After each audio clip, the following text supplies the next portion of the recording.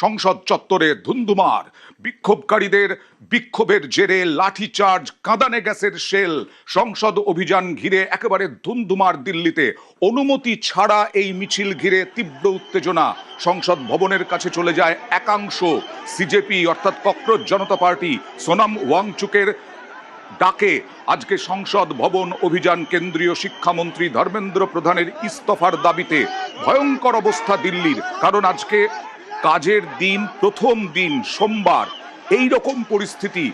আর এর জেরে মেট্রোর বিভিন্ন দরজা বন্ধ, শাটার বন্ধ, যার ফলে সাধারণ মানুষের নাভিশ্বাস। অন্যদিকে নেট বন্ধ করে দেওয়া হয়েছে এবং নেট বন্ধ, মেট্রো বন্ধ, রাস্তায় এই রকম পরিস্থিতি। দিল্লিতে যন্তর মন্তর চত্বরে ব্যাপক উত্তেজনা। পুলিশ ছত্রভঙ্গ করার চেষ্টা করছে বারবার, কিন্তু সংসদ ভবনের কাছে চলে এসেছে সিজেপির সদস্যদের একাংশ।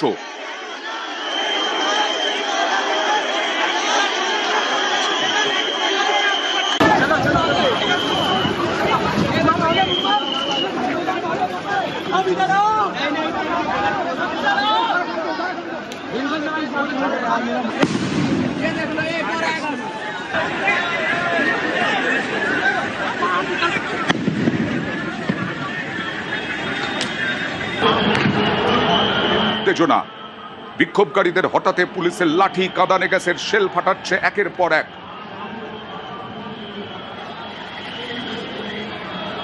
সরাসরি চলে যাব প্রতিনিধি মৈত্রেয়ীর কাছে দিল্লি থেকে। মৈত্রেয়ী, কি অবস্থা এই মুহূর্তে, কি অবস্থা, কি আপডেট? দেখো, এখনো পর্যন্ত দিল্লিতে যে মূল যে জায়গাগুলি ছিল, যেখানে সব থেকে বেশি সিজেপির বিক্ষোভকারীরা জমায়েত করেছিল, তাদেরকে ছত্রভঙ্গ করে দেওয়া গিয়েছে এবং সৌরভ দাস সহ একাধিক সিজেপি লিডারশিপ তাদেরকে এই মুহূর্তে ডেপুটি কমিশনারের দপ্তরে তারা এই মুহূর্তে রয়েছে এবং অথরিটির সঙ্গে তাদের আলোচনা চলছে বলে তারা জানিয়েছে। একাধিক নেতৃত্ব এবং সাংসদ তাদেরকে ডিটেন করা হয়েছে এবং যেটা জানা যাচ্ছে যে এখনো পর্যন্ত সেই তালিকায় রয়েছেন অখিলেশ যাদবের স্ত্রী সাংসদ ডিম্পল যাদবও। তিনি এর আগেও আমরা দেখেছিলাম যে সিজেপিকে এবং সোনাম ওয়াংচুকের এই কজকে সমর্থনের জন্য তার সঙ্গে গিয়ে উপস্থিত হয়েছিলেন এবং আজকে এই মিছিলে যখন তিনি উপস্থিত হন তখন সেখান থেকে তাকে ডিটেন করা হয়েছে বলে সমাজবাদী পার্টির তরফ থেকে জানানো হয়েছে। সব মিলিয়ে পরিস্থিতি এখনো পর্যন্ত থমথমে। একাধিক রাস্তা বন্ধ করে রেখেছে পুলিশ। ইন্টারনেট এখনো সাসপেন্ডেড সেন্ট্রাল দিল্লি এলাকায়। এখনো পর্যন্ত মেট্রো যে স্টেশনগুলি রয়েছে, একাধিক মেট্রো স্টেশন এখনো পর্যন্ত বন্ধ। সাধারণ মানুষ কিন্তু প্রবল ভোগান্তির মুখে, তার কারণ দিল্লিতে একেবারে কার্যত বর্ষার সময় চলে এসেছে, বৃষ্টি হচ্ছে এবং তার মধ্যে একাধিক রাস্তা বন্ধ, মেট্রো স্টেশন বন্ধ, ইন্টারনেটটাও বন্ধ। সব মিলিয়ে এই মুহূর্তে কার্যত একেবারে থমকে রয়েছে সেন্ট্রাল দিল্লির সমস্ত পরিষেবা। মৈত্রী, এই অবস্থা তো এর আগেও কেন্দ্রীয় সরকার এই অবস্থা যে হবে তার আঁচই পেয়েছিল এবং সেই কারণে মেট্রোর দরজাগুলো বন্ধ রাখা হয়েছে, নেট বন্ধ রাখা হয়েছে, এমনকি স্টেশনগুলোতেও কড়া নজর রাখা হয়েছে। বিভিন্ন রাজ্য থেকেও এই ককরোচ জনতা পার্টির সদস্যরা এই ককরোচ জনতা পার্টির এই অভিযানে অংশগ্রহণের একটা বিষয় ছিল, সেইখানে বাইরের রাজ্য থেকেও এসেছে কিনা? একেবারে দেখো, একাধিক জায়গা থেকে দিল্লি এবং দিল্লির সংলগ্ন এলাকার প্রচুর মানুষের জমায়েত হয়েছে এবং বিশেষত সোনাম ওয়াংচুকের হাসপাতালে তাকে নিয়ে গিয়ে ভর্তি করার সেই ঘটনা প্রকাশের পরে কিন্তু আরো বেশি এই ককরোচ জনতা পার্টির যে অবস্থান মঞ্চে, সেখানে আরো বেশি সংখ্যক মানুষ এসে জমায়েত হতে শুরু করেছিলেন আজকে সকাল থেকেই কিন্তু। এবং এই আজকে জমায়েত যে অত্যন্ত বেশি সংখ্যায় হবে সেই আন্দাজও দিল্লি পুলিশের তরফ থেকে ছিল এবং সেই তার জন্য প্রস্তুতিও দিল্লি পুলিশের তরফ থেকে প্রাথমিকভাবে নেওয়া হয়েছিল। প্রচুর সংখ্যক পুলিশ মোতায়েন করা রয়েছিল, র্যাপিড অ্যাকশন ফোর্স মোতায়েন ছিল, এমনকি ওয়াটার ক্যানন এবং টিয়ার গ্যাসের শেল, সমস্ত কিছুরই বন্দোবস্ত রাখা হয়েছিল। বারবার তাদেরকে বলা হয়েছে, একাধিক রাস্তায় ব্যারিকেড করা হয়েছিল, যান চলাচল রেস্ট্রিক্ট করা হয়েছিল যন্তর মন্তরের আশেপাশের এলাকায়, সেখানে একই সঙ্গে যাতে মানুষরা যেতে পারে সেটার নিয়ন্ত্রণের চেষ্টা করা হচ্ছিল। কিন্তু কোথাও একটা গিয়ে পুলিশের কিছুটা ঢিলে দেওয়ার ফলেই কিন্তু ককরোচ জনতা পার্টির যারা বিক্ষোভকারীরা ছিল তারা একেবারে রাইসিনা রোড পর্যন্ত চলে আসে, যেটা কার্যত এবং মানে একেবারে প্রেস ক্লাব পর্যন্ত যেটা চলে আসে, দিল্লির যেটা মূল প্রেস ক্লাব চত্বর রয়েছে, যেটা সংসদ ভবন থেকে ঢিলছোড়া দূরত্বে রয়েছে, সেই পর্যন্ত চলে আসে। এবং তখন পুলিশকে টিয়ার গ্যাসের শেল ফাটাতে হয়, লাঠিচার্জ করতে হয় ছত্রভঙ্গ করার জন্য, এবং ধুন্ধুমার পরিস্থিতির তৈরি হয় গোটা এলাকা জুড়ে। অর্থাৎ রাইসিনা রোড, জানপাত রোড, আশোকা রোড, সমস্ত পরপর যে সমস্ত রাস্তাগুলি রয়েছে সমস্ত একেবারে চোখ হোল্ড হয়ে যায়। পুলিশের তরফ থেকে তারপরে পরিস্থিতি নিয়ন্ত্রণে আনার জন্য যারা নেতৃত্ব দিচ্ছিল তাদেরকে, যাদের অনেককে ডিটেইন করা হয় এবং তাদেরকে আলোচনার জন্য ডেকে নিয়ে যাওয়া হয়। এবং এই মুহূর্তে সেই আলোচনা চলছে বলে এখনো পর্যন্ত সিজেপির তরফ থেকে তাদের স্পোকসপারসন সৌরভ দাস জানিয়েছেন। ওকে মৈত্রী, তুমি সঙ্গে থাকো। আমি একবার নিউজ 18 বাংলায় যারা চোখ রেখেছেন তাদেরকে জানাই বিস্তারিত যে সোনাম ওয়াংচুকের আবেদনের ভিত্তিতে ডাকে আজকে সংসদ অভিযান, কিন্তু সেই সংসদ অভিযানে কোনো অনুমতি ছিল না। অনুমতি না থাকা সত্ত্বেও তারা মিছিল করেছে, তারা বিক্ষোভকারীদের হঠাতে পুলিশকে লাঠি চালাতে হয়েছে, কাঁদানে গ্যাসের শেল ফাটাতে হয়েছে। ককরোচ জনতা পার্টির সদস্যরা তারা বিক্ষোভ দেখিয়েছেন। তাদের দাবি হচ্ছে ধর্মেন্দ্র প্রধান শিক্ষামন্ত্রী তার ইস্তফা। ইতিমধ্যেই অমিত শাহ কেন্দ্রীয় স্বরাষ্ট্রমন্ত্রী তিনি নজর রেখেছেন গোটা বিষয়ের ওপরে।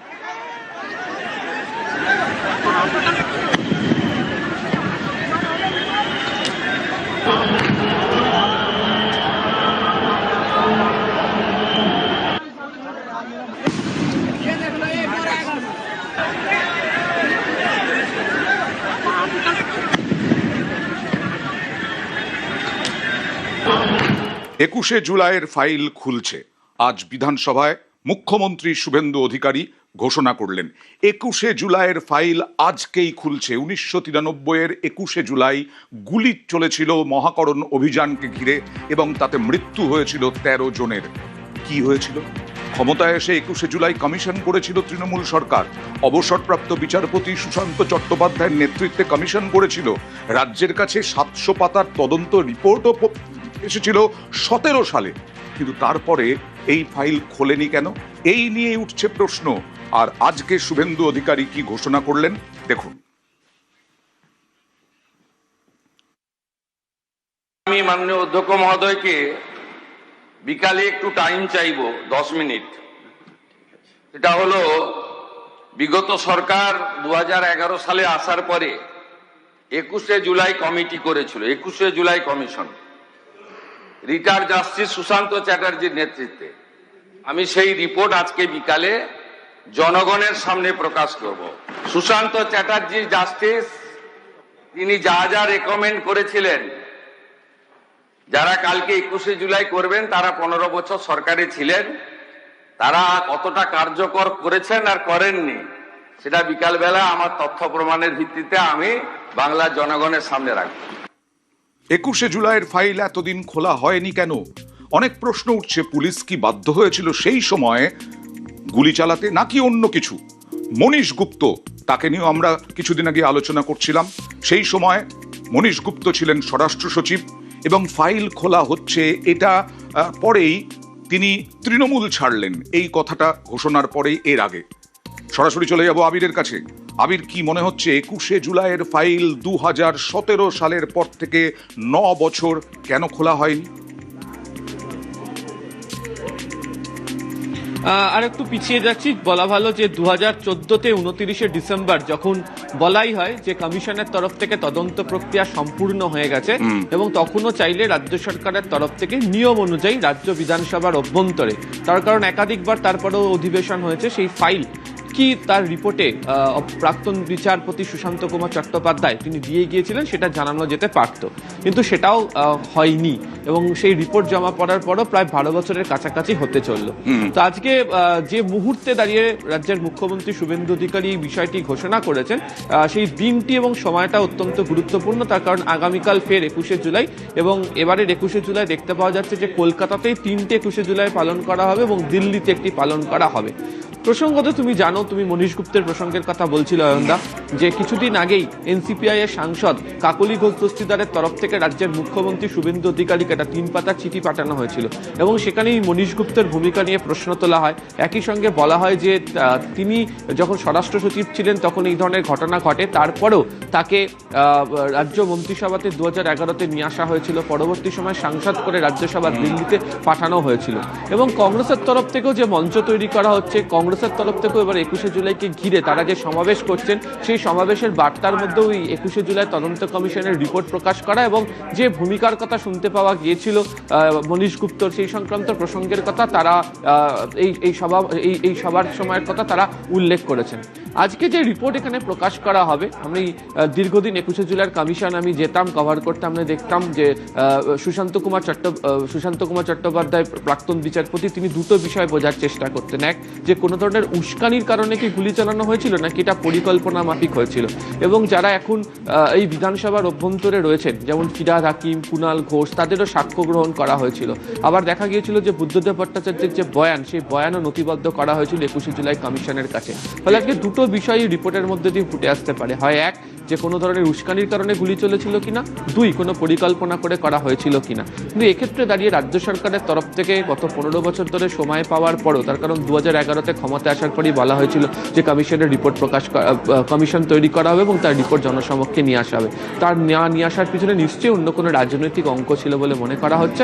তারই পরিপ্রেক্ষিতে আজকে 4:30 নাগাদ মুখ্যমন্ত্রী শুভেন্দু অধিকারী যে রিপোর্ট পেশের কথা বলেছেন, তা অবশ্যই অত্যন্ত রাজনৈতিক দিক থেকে প্রাসঙ্গিক হতে চলেছে। একেবারেই দেখা যাক রাজনৈতিক অঙ্কের কি ফল বেরোয় আগামী কয়েক ঘন্টার মধ্যে।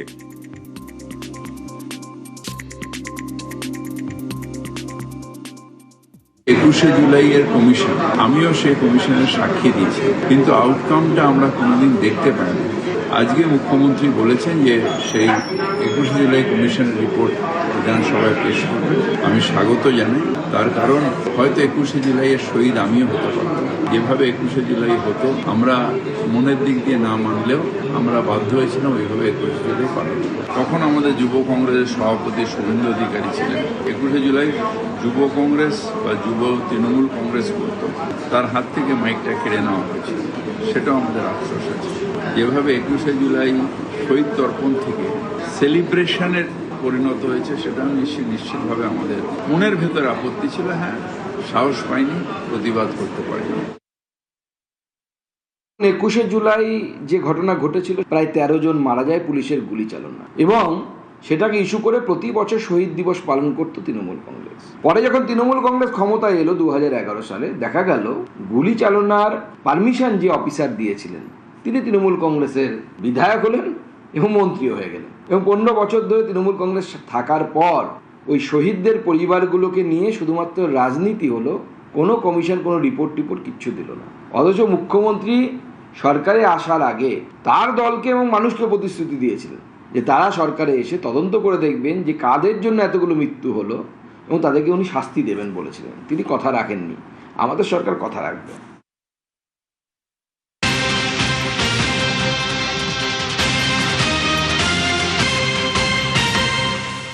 কংগ্রেস বারবার অভিযোগ করেছে যে তৃণমূল কংগ্রেস, মমতা বন্দ্যোপাধ্যায় চুরি করেছেন 21শে জুলাই। আসলে যুব কংগ্রেসের প্রোগ্রাম, সেইটা তিনি চুরি করেছেন। আর এবার তৃণমূল তো ভেঙে খান, তাই এবার 4-4টে দল তারা করবে 21শে জুলাই পালন।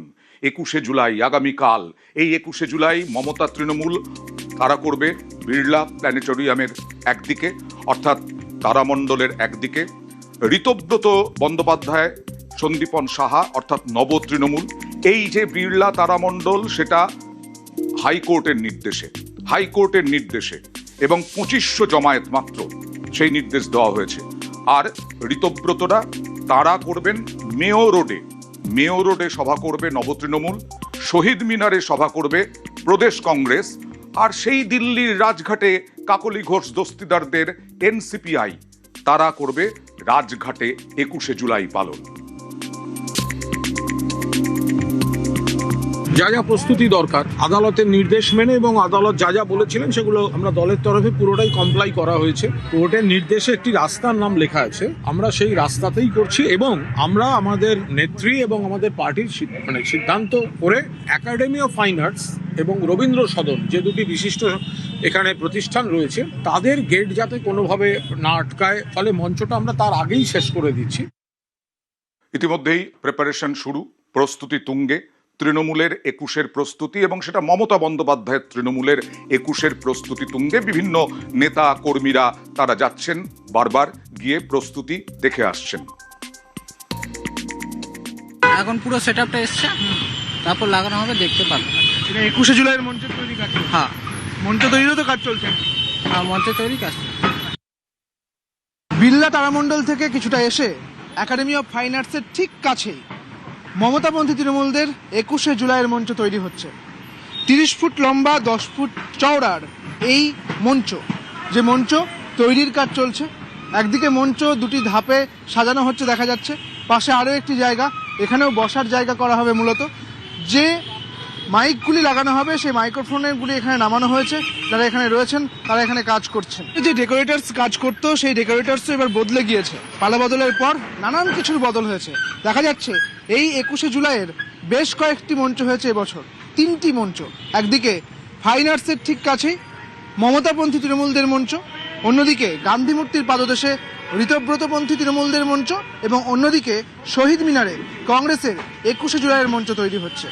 এই মুহূর্তে একাডেমি অফ ফাইন আর্টসের ঠিক সামনে বিড়লা তারামণ্ডল থেকে কাছেই মমতাপন্থী তৃণমূলদের 21শে জুলাইয়ের মঞ্চ তৈরির কাজ জোর কদমে চলছে। ক্যামেরায় সনতের সঙ্গে সুদীপ্ত, নিউজ 18 বাংলা, কলকাতা। আর যেটা বলছিলাম আগে থেকেই, যে মেয়ো রোডে নব তৃণমূলের মধ্যেই টানা হ্যাঁচড়া একেবারে এই 21শে জুলাই নিয়ে। নব তৃণমূল করবে মেয়ো রোডে। নব তৃণমূল যারা নেতৃত্ব গতকাল সভাস্থল পরিদর্শন করেন চন্দ্রিমা ভট্টাচার্য, সন্দীপন সাহা, স্নেহাশিস চক্রবর্তী, ফিরহাদ হাকিমরা। সেখানেও প্রস্তুতি তুঙ্গে, ছোট করে মঞ্চ, যাতে বেশি জমায়েতে রাস্তা বন্ধ না হয়ে যায়। কারণ হাইকোর্ট যথেষ্ট ক্ষোভ প্রকাশ করেছে পর্যবেক্ষণে, যে 21শে জুলাই বারবার কেন ভিক্টোরিয়া হাউসের সামনে রাস্তা বন্ধ করে হতো 21শে জুলাই পালন।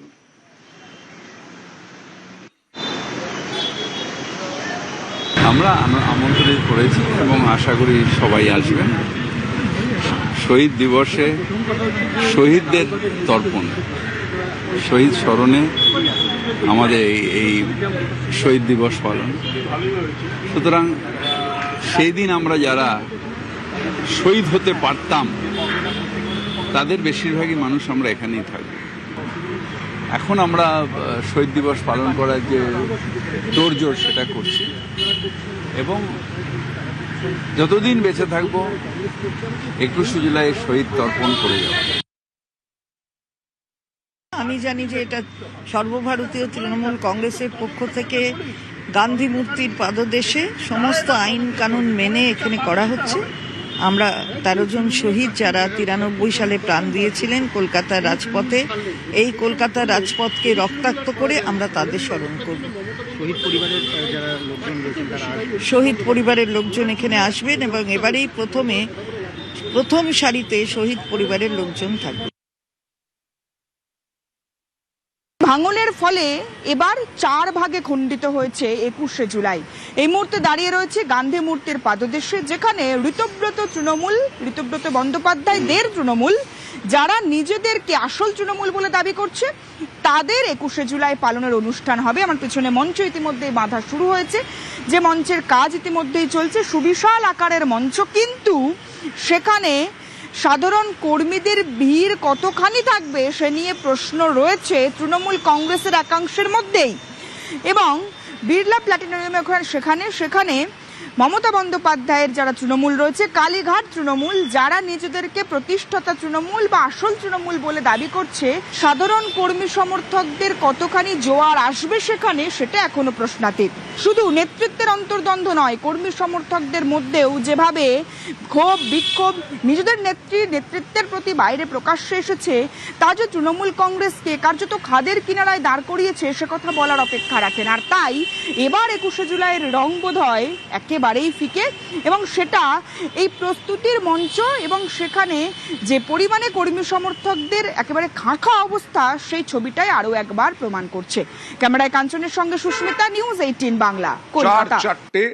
21শে জুলাই, কিন্তু 3টে হবে কলকাতায় আর একটা হবে দিল্লিতে, অর্থাৎ এনসিপিআই-তে যোগ দিয়েছেন কাকলি ঘোষ দস্তিদার সহ 20 জন এমপি তৃণমূল ভেঙে খান 4টে 21শে জুলাই। তার মধ্যে শহীদ স্মরণ এনসিপিআই সুদীপ বন্দ্যোপাধ্যায় কাকলি ঘোষ দস্তিদাররা করবেন দিল্লির রাজঘাটে।